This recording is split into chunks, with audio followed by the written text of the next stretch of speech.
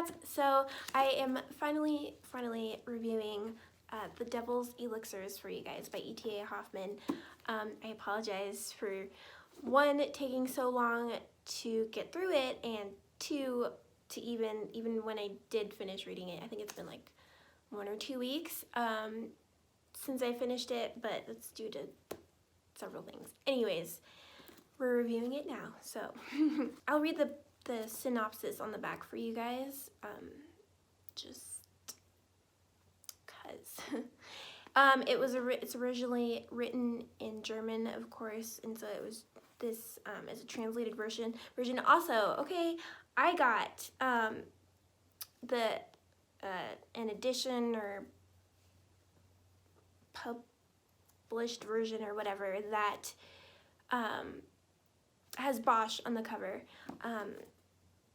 And this particular scene is very important. I will tell you why after I read the synopsis. So it says, the charismatic monk Medardus becomes implicated in a deadly mystery against his will. As he travels towards Rome, he wrestles with the enigma of his own identity while pursued by his murderous doppelganger. The monk's only hope for salvation lies with the beautiful Aurelie. But in order to escape the curse which lies over his family, he must conquer both natural and supernatural enemies. This lively and disturbing Gothic tale combines elements of the fantastic and the sublime to explore the seductive ambiguities of art and the deeply divided nature of the human imagination. And so it says right here, the front and back covers show details of the Temptation of Saint Anthony by Hieronymus Bosch, circa 1500. So that's very important because one of the, there's 2 saints in particular that are very important, at least to the main character in this book, and one of them is Saint Anthony. And so the story behind the Devil's Elixirs is that the devil tempted Saint Anthony with his elixirs. Saint Anthony basically said no, but he kept them. So part of the reason why Saint Anthony is on here, and he's so important to the main character, the person whose eyes we live life through in this book, is that he, for a second, believes that he is Saint Anthony. He kind of goes through, it's as if Saint Anthony were to say yes to the Devil's Elixirs. And basically, the Devil's Elixirs are elixirs that tempt you in a way that makes it almost seem okay, in the way that will get to you the most. And so in this book, he it's in the beginning-ish, so it doesn't matter if I tell you, he gives in and he does indeed drink the Devil's Elixir. I think there's several, no, there's only 1 bottle, but he drinks from it. And that's, of course, when things go awry, and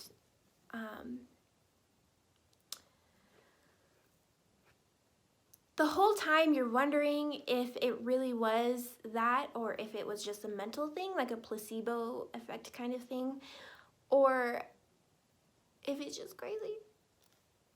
He ends up meeting the Pope towards the end, and they start to talk about things, and one of the things that the Pope asks him is, he says, do you believe it was the wine which you stole from the relic chamber and then drank that drove you to the crimes you committed?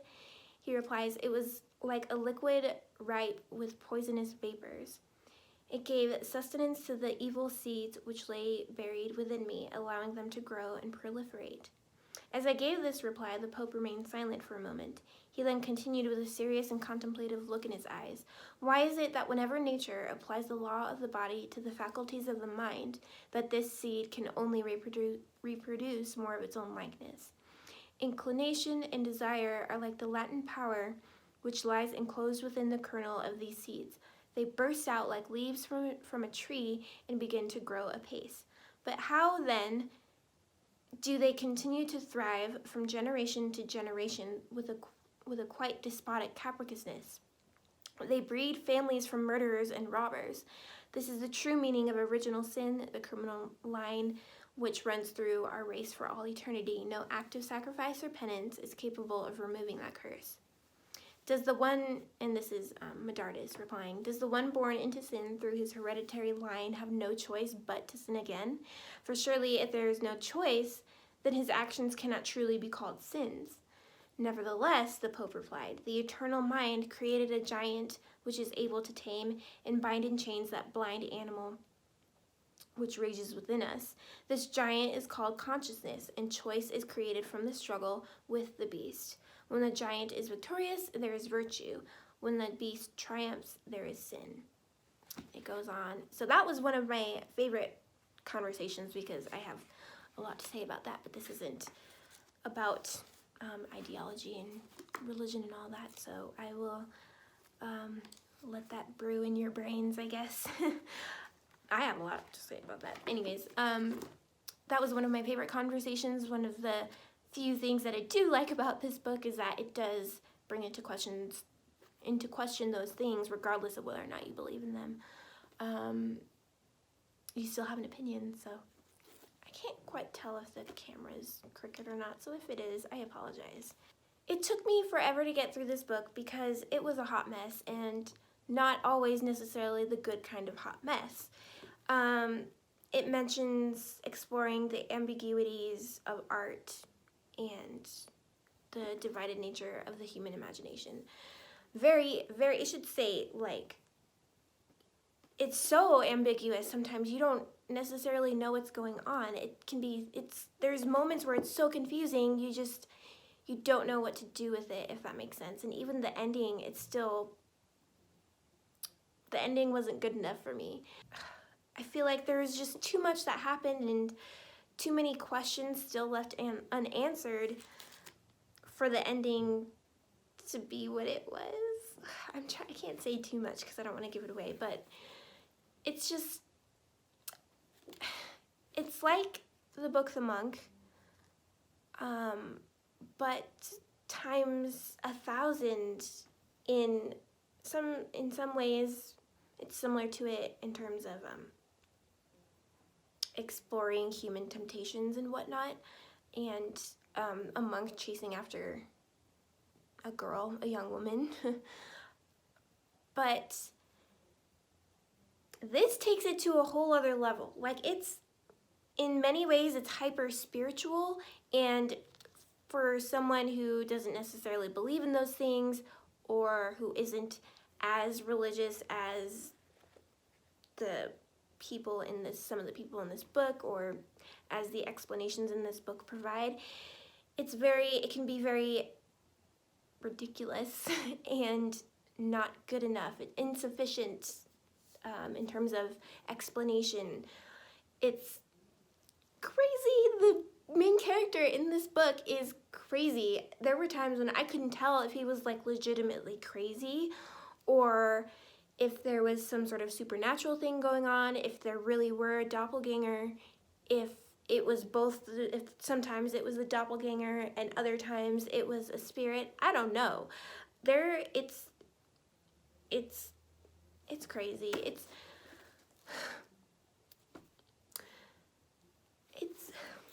There are some parts in here that are very beautifully written, and it brings up many great discussion topics, especially regarding human nature, and whether or not we should give into it or fight it, if it's even possible, if we should even bother, etc., etc.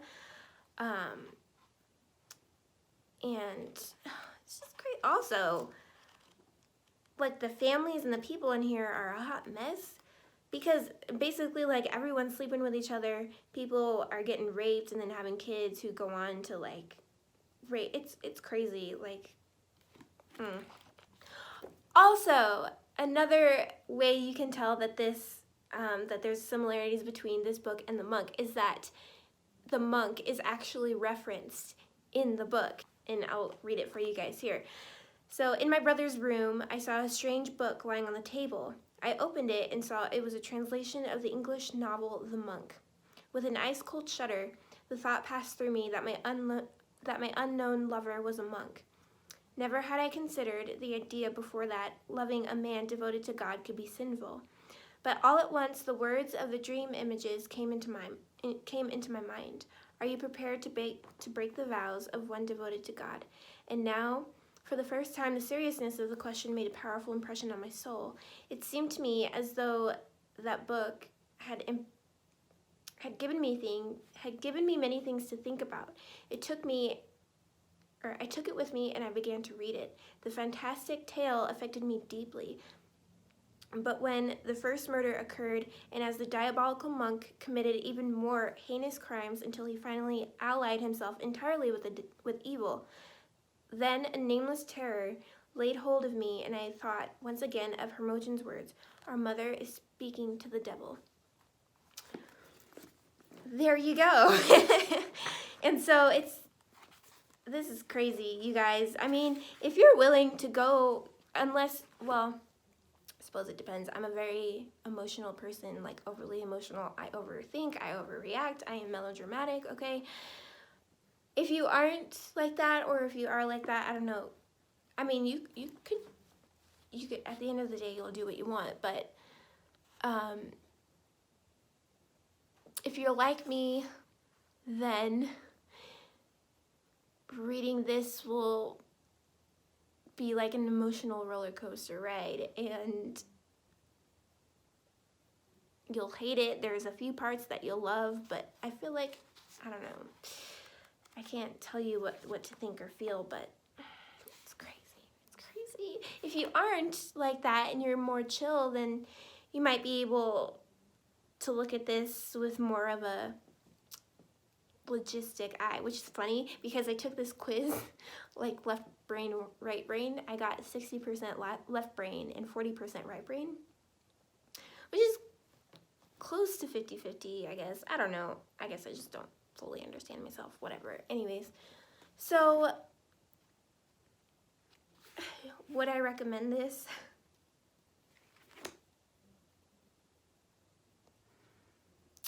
I want to say yes, just because I want to hear what you guys have to say about it.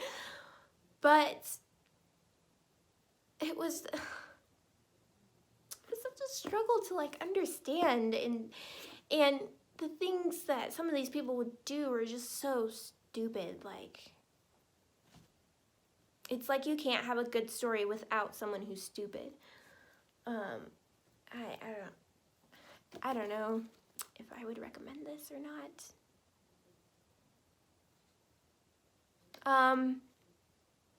If you think you can handle it, then yes. If you don't think you can handle it, then no. Yes, The Devil's Elixirs by E.T.A. Hoffman is a hot mess. If you think you can handle it, then go ahead and read it. Otherwise, I would not recommend it if you don't think you can handle it. So yeah, that's that. I hope this was helpful for you guys. I hope you enjoyed watching, and like I said, if you do read this, let's talk about it. So yeah, I guess I will see you in the next video. Bye.